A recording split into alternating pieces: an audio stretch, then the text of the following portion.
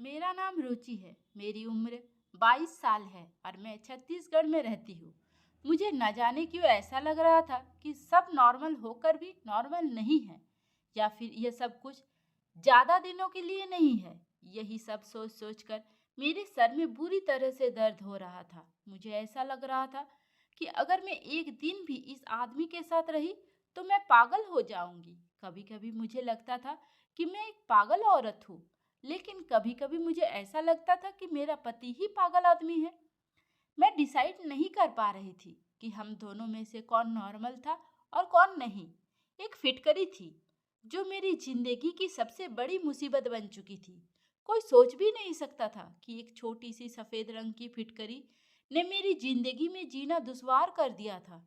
रोज मेरा पति एक नई तरह की फिटकरी घर में लेकर आता था और उसे इतना संभाल कर रखता था कि जैसे कोई हीरे जवाहरात हो। वो पागलों की तरह हर 10 मिनट बाद आकर अपनी फिटकरी का ध्यान रखा करता था कि कहीं फिटकरी खराब तो नहीं हो गई है, और कहीं कोई फिटकरी को चोरी करके तो नहीं ले गया, और कहीं कोई चीज फिटकरी के ऊपर तो नहीं गिर गई जिससे फिटकरी वेस्ट हो जाए। वो बार बार अपनी लाई हुई फिटकरी का ख्याल रखा करता था। कभी उसे लॉकर में रखता, तो कभी उसे कवर्ड में रख देता, तो कभी उसे सूटकेस में संभाल कर रख देता था, तो कभी किचन में आटे के डब्बे में छुपा कर रख देता था। मैं सोच सोच कर पागल हो गई थी कि आखिरकार इस फिटकरी में ऐसा भी क्या था जो मेरा पति उस फिटकरी के लिए पागल होया जा रहा था। और उसे फिटकरी की इतनी ज्यादा परवाह थी कि शादी के बाद जब नई नई दुल्हन बनकर मैं इस घर में आई थी, तो तब भी मेरे पति के हाथ में यही फिटकरी थी। वो मुझसे बात करने के बाद अपनी फिटकरी को लेकर बाथरूम में चला गया था और मेरे पति को गए हुए लगभग 3 घंटे हो गए थे। मैं अपने पति का बहुत देर तक इंतजार करते करते सो गई थी, क्योंकि मैं भी दुल्हन बनकर काफी थक गई थी। इसलिए मुझे नींद आ गई थी और आखिरकार मैं अपने पति का कब तक इंतजार कर सकती थी। मेरा पति तो न जाने कब बाथरूम से बाहर निकलता, मैं कब सो गई मुझसे कुछ पता ही नहीं चला। सुबह को जब मेरी आंख खुली तो मेरे पति मुझे बिस्तर पर नजर नहीं आया था। मैं सोच में पड़ गई थी कि क्या उसने सारी रात बाथरूम में ही बिताई थी। मैं बड़ी परेशान हो गई थी और मैंने देखा कि वो बाथरूम से निकला और उसके हाथ में वही थैला मौजूद था जिसके अंदर फिटकरी थी। मेरा पति बहुत बहुत देर तक अपनी फिटकरी के साथ बाथरूम में बंद रहता था और आने के बाद कहता कि सारी कमी पूरी हो गई है। और मैं शर्मिंदा हो जाती थी कि न जाने वो कैसी कमी पूरी होने की बात कर रहा था। वो दिन था और आज का दिन। मेरी शादी को लगभग 3 महीने हो गए थे और ये फिटकरी थी कि जिसकी कहानी आज तक खत्म होने का नाम ही नहीं ले रही थी। वो बार बार बाथरूम में जाता और फिटकरी का वो थैला बाथरूम के अंदर जाते हुए और बाथरूम से बाहर आते हुए उसके हाथ में होता था। बाथरूम से लगातार पानी गिरने की आवाज आती रहती थी और जब ज्यादा देर हो जाती तो मेरा पति बाथरूम से बहुत खुश होकर बाहर निकलता था। मैं तो बड़ी अजीब सी उलझन में फंस गई थी। मैं अपनी परेशानी किसी को बता भी नहीं सकती थी।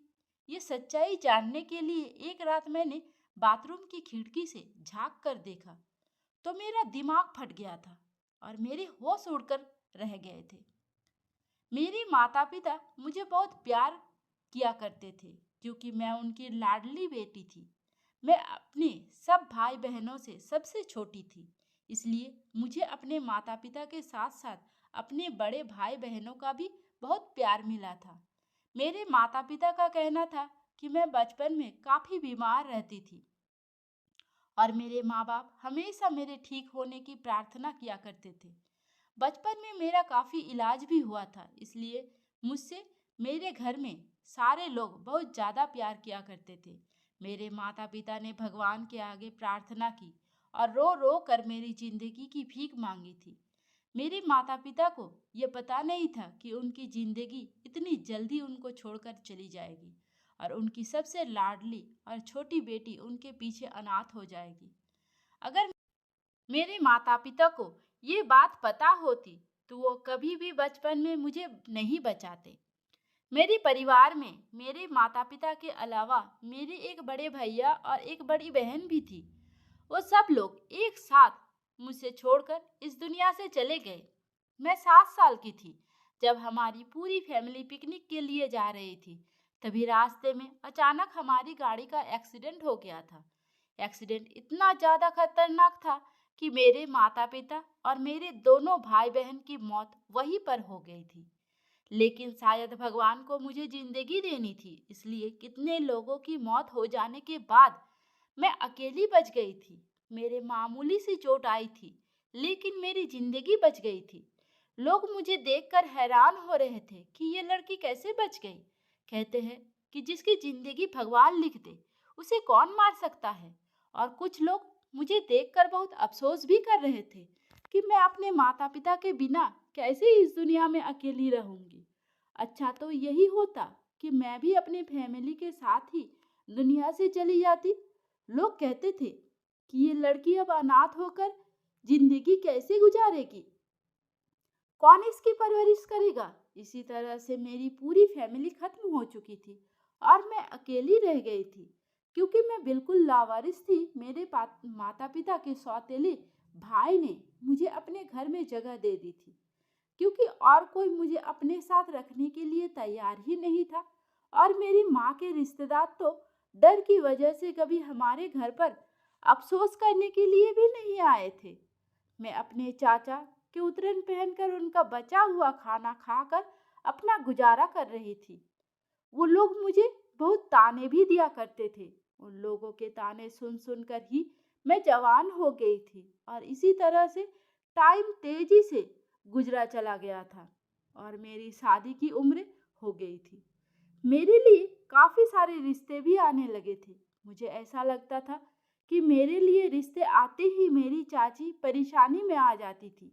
मेरी चाची ने मुझसे जान छुड़ाने के लिए मेरी शादी ऐसे इंसान से करती थी जिसको मैं जानती तक नहीं थी। फिर भी मैंने सोचा कि चाची के घर पर मुझे सारा दिन नौकरानियों की तरह काम करना पड़ता था। इससे बेहतर यही होगा कि मैं अपने पति के घर काम करूं और उसकी सेवा करूं। जब मैंने अपने होने वाले पति को देखा तो लड़का काफी हैंडसम और स्मार्ट था, इसलिए मैं बेफिक्र हो गई थी। फिर सुना कि लड़के वालों का अपना घर है तो इस बात से मैं और भी ज्यादा खुश हो गई थी। चाची ने तो अपनी जान से छुटकारा पाने के लिए मेरी शादी जल्दबाजी में कर दी थी, क्योंकि मैं बहुत ज्यादा खूबसूरत थी और मेरी चाची की बेटी अब मुझसे ज्यादा खूबसूरत नहीं थी। इसलिए चाची जलन की वजह से मुझे जल्द से जल्द विदा करना चाहती थी, ताकि उनकी बेटियों के लिए आगे का रास्ता साफ हो सके। विदाई के टाइम पर भी चाची ने मुझसे कहा था कि अब ससुराल में ही रहना, मेरे घर आने की कोई जरूरत नहीं है। मेरे पास तो इतने पैसे नहीं है कि मैं तुम्हारा खर्चा उठा सकूं। जैसे भी हालात हो तुम्हें अपने ससुराल में ही रहना है, और अगर अपने ससुराल में तुम्हें कोई परेशानी लगे तो चुपचाप उसे बर्दाश्त करना। तलाकशुदा बनकर मेरे घर पर आने की कोई जरूरत नहीं है। चाची की इस तरह की बात ने मुझे बहुत परेशान कर दिया था। वो इस तरह की बातें ना जाने मुझे क्यों कह रही थी। अभी तो मेरी विदाई भी पूरी नहीं हुई थी और वो तलाक तक पहुंच गई थी। आखिर वो ऐसा क्यों कह रही थी? क्या लड़के में कोई खराबी थी या उसके घर वालों में कोई गड़बड़ थी? मेरे दिमाग में अजीब अजीब तरह के सवाल पैदा होने लगे थे और नन्ही सवालों को सोचते हुए जब मैं अपने ससुराल विदा होकर चली गई तो शादी की पहली रात ही मुझे अंदाजा हो गया था कि चाची इस तरह की बातें क्यों कर रही थी। जिस लड़की के पति ने शादी की पहली रात उसके साथ रिलेशन बनाने की बजाय सारी रात बाथरूम में ही गुजार दे तो उसकी दिमागी हालत क्या होगी। शर्म की वजह से ये सवाल मैं अपने पति से कर भी नहीं सकती थी, क्योंकि मैं नई नवेली दुल्हन थी और नई नवेली दुल्हन ऐसी बात कहती कि उन्होंने ऐसा क्यों नहीं किया और सारी रात बाथरूम में ही क्यों रहे, तो ये गलत बात हो जाती। मैंने सोचा कि मैं तो सो गई थी, हो सकता है कि वो भी आकर सो गए होंगे। शायद बहुत सुबह को दोबारा बाथरूम में नहाने के लिए चले गए हो। बस यही सोचकर मैं अपने दिल को तसल्ली दे रही थी। लेकिन मेरी यह तसल्ली किसी भी काम की नहीं आई थी। जब रोजाना कमरे में मेरे पति यही अजीबोगरीब तरह की हरकतें करने लगा था। शादी को 1 महीना पूरा होते ही मेरी सास ने पोता पोती की रट लगा ली थी। मेरी सास को तो ये भी नहीं पता था कि 1 महीने में से एक भी दिन उनके बेटे ने मुझे हाथ तक नहीं लगाया था। उनका बेटा तो न जाने किन हरकतों में बिजी रहता था और मैं शर्म की वजह से ये बात किसी को कह भी नहीं सकती थी।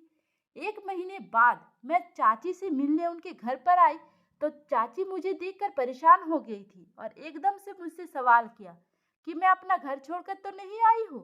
चाची के सवाल पर मैंने बड़ी हैरत से उनकी तरफ देखा। मेरी विदाई के टाइम पर भी उनके मेरे साथ यही बिहेवियर था और मैं पूरे 1 महीने बाद उनसे मिलने के लिए आई थी, तब भी वो मेरे साथ ऐसी अजीबोगरीब बातें कर रही थी। मैंने चाची से कहा कि नहीं, मैं तो सिर्फ आपसे मिलने के लिए यहाँ पर आई हूँ। मुझे उनकी बात से बहुत दुख पहुंचा था। मैंने अपना सारा बचपन और लड़कपन इस घर में ही गुजारा था। मुझे इस घर से बहुत लगाव था। क्या मेरा इतना भी हक नहीं बनता था कि मैं इस घर में अपने चाचा चाची से मिलने के लिए कभी कभार आ जाऊं?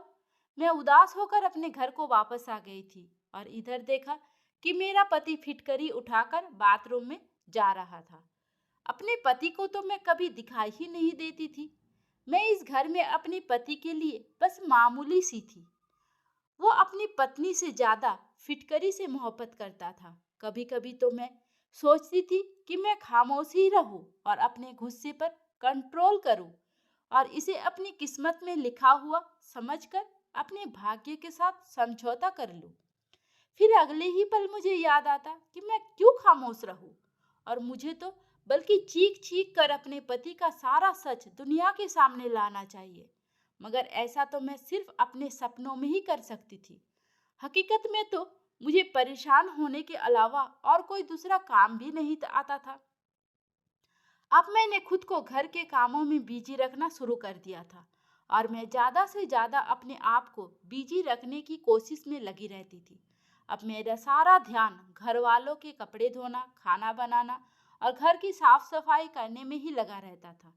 मैं चाची के घर भी नौकरानी थी और अपने ससुराल में आकर भी नौकरानियों की तरह ही जिंदगी गुजार रही थी। फिर मैंने सोचा कि आखिरकार मैं कब तक इस तरह की जिंदगी गुजारूंगी। मुझे अपने पति से बात करनी ही होगी। एक दिन मैंने बंद शब्दों में अपने पति को ये बात समझा दी थी कि उनकी माँ मुझे पोता पोती की डिमांड करती है और ये बात सुनकर जैसे मेरे पति को करंट सा लग गया था। उन्होंने फौरन ही कहा कि अभी ऐसा कुछ भी नहीं हो सकता और ऐसा बिल्कुल मुमकिन नहीं है। इतना कहकर वो कमरे से बाहर चले गए थे तो मैं अपना सर पटक कर बैठ गई थी, क्योंकि मुझे अपने पति पर पहले से ही शक था और अब मुझे अच्छी तरह से यकीन हो गया था कि मेरा पति नामर्द है। इसलिए वो फिटकरी का बहाना बनाकर रोज रात को बाथरूम में चला जाता है और फिर मेरे सोने का इंतजार करता है। जब मैं सो जाती हूँ तो वो बाथरूम से बाहर निकल कर आता है। वो ऐसा ही करता है, वरना कोई मर्द ऐसा नहीं होता जो अपनी नई नवेली दुल्हन को अकेला छोड़कर इस तरह से सारी सारी रात खुद को बाथरूम में बंद नहीं रखता। मैंने सोचा अब मुझे अपने पति के इस राज से पर्दा हटाना ही पड़ेगा और मैं सच जानकर ही रहूंगी और यही सारा सच मैं अब सब लोगों के सामने लेकर आऊंगी। एक दिन रात के टाइम पर मैंने सोचा कि मैं सोने की एक्टिंग करती हूँ और देखती हूँ कि मेरा पति रात में क्या करता है। मैंने आज ही अपने पति से कहा था कि मुझे बहुत नींद आ रही है, मेरी तबीयत ठीक नहीं है, मेरा सर दर्द से बुरी तरह से फटा जा रहा है, इसलिए वो मुझे जगाने की कोशिश ना करे। मेरी ये बात सुनकर तो मेरे पति के चेहरे पर अजीब सी मुस्कुराहट आ गई थी, जैसे कि उन्हें इंतजार ही हो कि मैं जल्दी से सो जाऊं। मेरे पति ने मुझसे कहा कि ठीक है, अगर तुम्हारी तबीयत ठीक नहीं है तो तुम जल्दी से सो जाना, मैं तुम्हें बिल्कुल भी डिस्टर्ब नहीं करूंगी। उसने कमरे की लाइट बंद कर दी थी और मेरे कमरे से बाहर निकल गए थे। ये सच था कि मुझे लेटते ही नींद आ जाती थी, क्योंकि मैं सारा दिन बहुत काम करती थी और थकान से चूर होकर जब मैं अपने पति के बिस्तर पर सोने के लिए लेट जाती थी तो मुझे फौरन ही नींद आ जाती थी। लेकिन मैं आज बहुत कोशिश कर रही थी कि मैं जागती रहूं, लेकिन मेरा नींद पर कोई बस ही नहीं था। आज मैंने सोचा कि दिन में जब मेरा पति घर पर था तो मैंने उससे कहा था कि मेरी तबीयत ठीक नहीं है और मैं सोना चाहती हूँ, तो उन्होंने मुझसे कहा कि हाँ ठीक है, घर का काम कोई भी कर लेगा, तुम आराम से सो जाओ। मेरी सास को लगा कि मैं प्रेग्नेंट हूँ और मेरी तबीयत ठीक नहीं है, इसलिए मैं आराम कर रही हूँ, और मेरी सास ने भी मुझे किसी काम के लिए नहीं कहा था, वरना मुझे तो आराम करने की मौका ही नहीं मिलता था। मैंने नींद दिन में ही पूरी कर ली थी। मैं जी भर के सोई थी ताकि रात को देर रात तक जाग सकूं। मैं लगभग 1 घंटे तक अपने पति का इंतजार करती रही थी। 1 घंटे बाद जब मेरे पति कमरे में आए तो मैं ऐसी हो गई जैसे मैं गहरी नींद में सो रही हूँ। मैंने देखा कि वो वही फिटकरी वाला थैला लेकर बाथरूम में चले गए थे। जब उन्होंने बाथरूम का दरवाजा बंद किया तो मैं फौरन ही उठ गई थी। मुझे डर नहीं था कि वो बाहर आएंगे, क्योंकि मुझे पता था कि अब वो काफी देर तक बाहर आने वाले नहीं हैं। मैं घर के बैक साइड में के हिस्से की तरफ जाने लगी थी और चोरों की तरह धीरे धीरे खड़ी हुई थी, जहां पर बाथरूम की खिड़की भी थी। लेकिन बाथरूम की खिड़की बहुत ऊंचाई पर थी और उस खिड़की में अंदर तक नहीं देख सकती थी, क्योंकि खिड़की की ऊंचाई के हिसाब से मेरा कद बहुत छोटा रह गया था। लेकिन मैं जल्दी से जाकर एक चेयर लेकर आई और मैंने वह चेयर रखी और उस पर खड़ी हो गई। उस टाइम रात के 2 बज रहे थे और घर के सारे लोग सो चुके थे। किसी को भी मुझ पर नजर नहीं पड़ सकती थी, मगर मुझे फिर भी बहुत डर लग रहा था और डर की वजह से मेरा शरीर कांप रहा था। मैं वो चेयर उठाकर खिड़की के करीब आई और चेयर पर चढ़कर खिड़की के अंदर देखने लगी कि आखिर मेरा पति इतनी देर तक बाथरूम में क्या करता है। अपने पैर कांपने की वजह से मुझे ऐसा लग रहा था कि मैं ठीक से खड़ी नहीं हो पा रही हूँ। ऐसा ना हो कि मैं गिर जाऊं। मैंने अपने अंदर हिम्मत पैदा की और चेयर के ऊपर खड़े हो गई। लेकिन जैसे ही मैंने बाथरूम की खिड़की से अंदर झांका तो सामने का नजारा देखकर मेरे आंखों के सामने अंधेरा छाने लगा था। मैं चेयर से गिरते गिरते बच गई थी। ये मेरा पति कैसा काम कर रहा था फिटकरी के साथ? आखिर ये सब कुछ क्या हो रहा था? मेरा पति का दिमाग तो ठीक था। मैंने बड़ी मुश्किल से खुद को संभाला था और वापस अपने कमरे में चली आई थी। कमरे में आते ही मेरी आंखों में आंसू आ गए थे और मैं फूट फूट कर रोने लगी थी। मुझे अपनी किस्मत पर रोना आ रहा था, क्योंकि आज मेरे पति की असलियत खुलकर मेरी आंखों के सामने आ गई थी। आज तक मेरे पति मेरे करीब क्यों नहीं आया था, अब मुझे ये बात अच्छी तरह से समझ आ गई थी। तो वो यह वजह थी जिसकी वजह से मेरा पति मुझसे दूर दूर रहता था। अब मुझे यकीन हो गया था कि मेरी चाची मेरे पति की असलियत को अच्छी तरह से जानती थी, इसलिए वो मुझसे इस तरह की बातें किया करती थी। उन्होंने जानबूझकर मुझे इस नर्क में ढकेला था, वरना मेरे लिए रिश्तों की कोई कमी नहीं थी। मैं बहुत खूबसूरत थी, जिसकी वजह से लोग मुझे देखते ही पसंद कर लिया करते थे। और चाची को सिर्फ इस बात का डर था कि कहीं मुझे उनकी बेटियों से ज़्यादा अच्छा रिश्ता ना मिल जाए, इसलिए उन्होंने मेरी शादी इस आदमी के साथ करवा दी थी। मैंने सोच लिया था कि मैं कभी भी अपने चाची को माफ़ नहीं करूंगी। उनको मरने के बाद तो भगवान के सामने जवाब देना ही पड़ेगा। और मैं ये भी जान गई थी कि मेरे सास और मेरी ससुराल के सारे लोग मेरे पति की इस हरकत के बारे में नहीं जानते थे, क्योंकि मेरी ससुराल के सारे लोग अपनी अपनी लाइफ में काफ़ी बिजी थे। किसी को भी इतनी फुर्सत नहीं थी कि वो किसी की जिंदगी में झांक कर देखे कि वो क्या कर रहा है और किस लिए कर रहा है। सिर्फ यही वजह थी जो मेरे पति पर आज तक किसी ने नजर नहीं रखी थी। बस शादी करवाना अपना कर्तव्य समझा और ऐसे इंसान से मेरी शादी करवा के मेरी जिंदगी बर्बाद कर दी थी। ज्यादातर पेरेंट्स को ऐसा लगता है कि वो अपनी औलाद की शादी करवाने के बाद अपनी सारी जिम्मेदारियों से फ्री हो जाते हैं, बस हर हाल में शादी कर देते हैं, ये बात जाने बिना कि उनका बेटा शादी करने के लायक है भी या नहीं। बस किसी भी लड़की के पल्ले अपने लड़के को बांधकर उस मासूम लड़की की जिंदगी को बर्बाद कर देते हैं। और लड़का अपनी बदनामी होने की वजह से किसी को बताता नहीं है कि मुझे क्या परेशानी है, मैं नामर्द हूँ और मैं शादी करने के काबिल नहीं हूँ। इसी वजह से मुझ जैसे लावारिस और मासूम लड़कियों को दर दर की ठोकरें खाकर ऐसे आदमियों की किस्मत में आ जाती है और सारी जिंदगी अपना मुंह बंद करके जिंदगी गुजारती रहती है। और मैं उस टाइप की लड़की नहीं थी, मैं चुप रहने वालों में से बिल्कुल भी नहीं थी।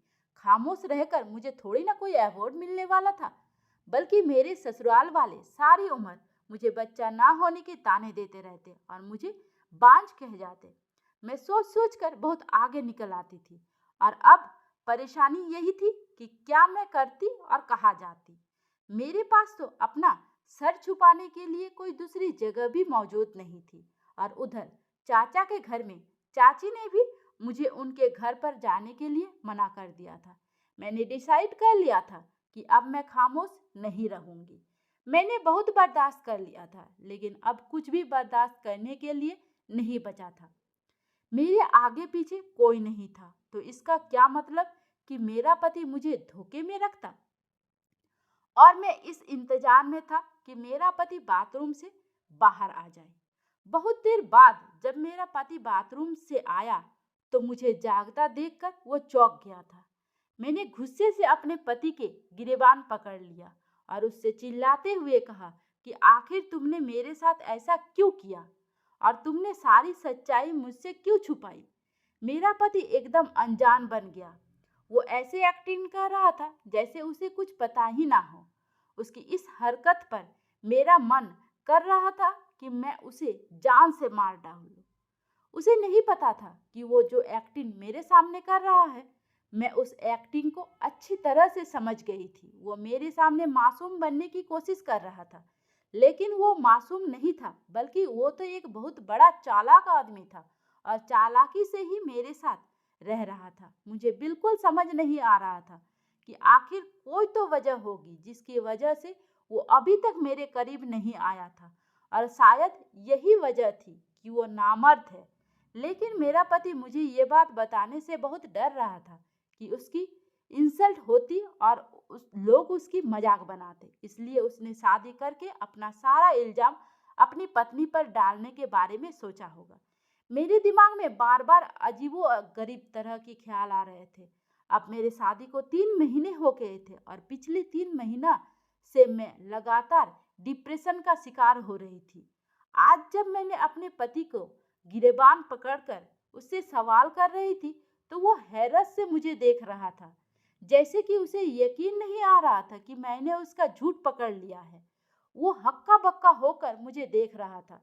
जब मेरे पति ने मुझे कोई जवाब नहीं दिया और उससे कोई जवाब नहीं बन सका तो मैंने फौरन ही अपना सामान पैक करना शुरू कर दिया। मैंने अपने पति से कहा कि तुम्हें शर्म आनी चाहिए, तुम्हें इस तरह का घटिया काम करते हो और तुम जैसे नामर्द आदमी के साथ नहीं रहना चाहती, और यही वजह है कि तुम इस घटिया फिटकरी को अपनी जान से भी ज्यादा संभाल कर रखते हो।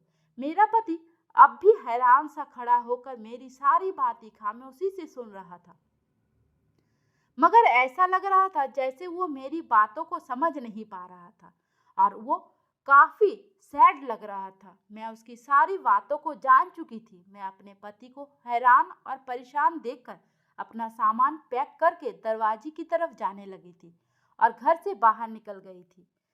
सारे घर वाले सो रहे थे। अभी मैं घर के मेन गेट तक नहीं पहुंची थी। मेरा पति भागता हुआ मेरे पीछे आया और जबरदस्ती मेरा हाथ पकड़कर मुझे अंदर घसीटता हुआ अपने कमरे में लेकर चला गया। मैंने शोर मचाने की कोशिश की तो उसने अपने हाथ मेरे मुंह पर रख लिया, जिससे मेरी आवाज निकलनी बंद हो गई थी और हल्की हल्की सी आवाज में मुझे खामोश रहने के लिए कहता रहा। वो मुझे कमरे में लेकर गया और बेड पर बैठने के बाद उसने कमरे के दरवाजे को अंदर से बंद कर लिया। मुझे अपने पति पर गुस्सा आ रहा था। मैं एकदम दरवाजे की तरफ जा रही थी, मगर उसने फिर मुझे पकड़कर बेड पर पटक दिया और कहने लगा, ये क्या तमाशा लगा कर रखा है? तुम्हें मेरी बात एक बार में समझ नहीं आती? मैंने तुमसे कहा कि खामोश रहो, बस एक बार तसल्ली से बैठकर मेरी सारी बातें सुन लो और तुम इस टाइम रात के इतने अंधेरे में कहाँ पर जाओगी? क्या तुम लोगों को हमारे बारे में बातें बनाने का मौका देना चाहती हो? अपने पति की कही हुई बात पर मैं और भी ज्यादा गुस्सा करने लगी। मैंने कहा कि तुम्हें क्या लगता है तुम लोगों से सच छुपा कर रखोगे? सच ज्यादा दिन तक नहीं छुपा कर रह सकता और दुनिया वालों के सामने आ ही जाएगा कि तुम शादी के लायक नहीं हो और तुम एक नामर्द हो। ये बात सारी दुनिया को बताना चाहती हूँ कि तुम नामर्द हो और तुमने मेरी जिंदगी के साथ खिलवाड़ किया है। मैं तुम्हें कभी भी माफ नहीं करूंगी। मैं अपने होश खो बैठी थी और जो मेरे मुंह में आ रहा था मैं कहे जा रही थी। मेरी इतनी बातें सुनकर मेरे पति ने मेरे मुंह पर एक जोरदार थप्पड़ मार दिया था और उसका थप्पड़ बर्दाश्त नहीं कर सकी और लड़खड़ाते हुए जमीन पर गिर गई। और जमीन पर जब मैंने घुटने लगे तो मैं बुरी तरह से दर्द में हो गई थी और दर्द से मेरी आंखें भर आई थी और मैं रोने लगी थी। बल्कि ये चोट तो बहुत मामूली सी थी। जो चोट मेरे दिल पर लगी थी उसने मेरे पूरे दिल को घायल कर दिया था। मैं चौंक गई और परेशानी से अपने पति की तरफ देखने लगी। मुझे इस बात की उम्मीद बिल्कुल भी नहीं थी कि मेरा पति आखिरकार मुझ पर हाथ भी उठा सकता है। अगले ही पल थप्पड़ का दर्द भुलाकर अपने पति के सामने आकर खड़ी हो गई और कहने लगी कि तुम्हारे थप्पड़ मारने पर भी मैं इस घर में अब और नहीं रह सकती। मैंने भी चिल्ला चिल्ला कर अपने पति से बात करना शुरू कर दिया था। मेरे पति ने फिर से कहा कि हल्की आवाज में बात करो वरना सारे घर वाले जाग जाएंगे। मेरे पति को बहुत गुस्सा आ रहा था और उसकी आंखों से गुस्से भरे एक्सप्रेशन साफ देखे जा सकते थे। मेरे पति ने कहा कि तुम जैसा सोच रही हो वैसा कुछ भी नहीं है। शायद तुम्हें गलतफहमी हुई है। नामर्द नहीं हूँ। तुम अपने दिमाग से सोचना बंद कर दो। मैं नामर्द नहीं हूँ बल्कि मैं एक बहुत बड़ी बीमारी का शिकार हूँ जिसकी वजह से एक वैद्य ने मुझे ये इलाज करने के बारे में बताया था कि मैं फिटकरी के इस्तेमाल से जल्द सेहतमंद हो जाऊंगा। पहले तो मैं बिल्कुल ठीक था लेकिन पिछले 6 महीनों से मेरे शरीर में बुरी तरह से खुजली हो रही थी और धीरे धीरे बात वो पूरे शरीर में पैदा होने लगी और इस वजह से मेरे करीब कोई नहीं आता था। मैंने अपनी इस बीमारी का हर तरह से इलाज किया, बड़े से बड़े डॉक्टर को दिखाया और काफ़ी सारी महंगी दवाइयों का भी इस्तेमाल किया। नेट से देखकर हर घरेलू उपाय भी इस्तेमाल कर लिया था लेकिन मुझे सिर्फ नॉर्मल सा ही फायदा होता था। मगर अब मेरी ये बीमारी काफ़ी हद तक बढ़ गई थी और मुझे बहुत दिक्कत का सामना करना पड़ता था। काफ़ी बड़े बड़े डॉक्टर को दिखाया तो उन्होंने बताया कि मेरे खून में इन्फेक्शन हो गया है। कुछ सालों पहले जब मेरी तबीयत खराब हुई थी तो मुझे खून की ज़रूरत हो गई थी। तब डॉक्टर के कहने पर मुझे एक आदमी ने खून दिया था। तभी से ही इस बीमारी का शिकार हो गया हूँ। डॉक्टर का कहना है कि उस आदमी के खून में एलर्जी थी इसलिए मेरे खून में भी इन्फेक्शन हो गया और मेरी सारी बॉडी पर एलर्जी हो गई।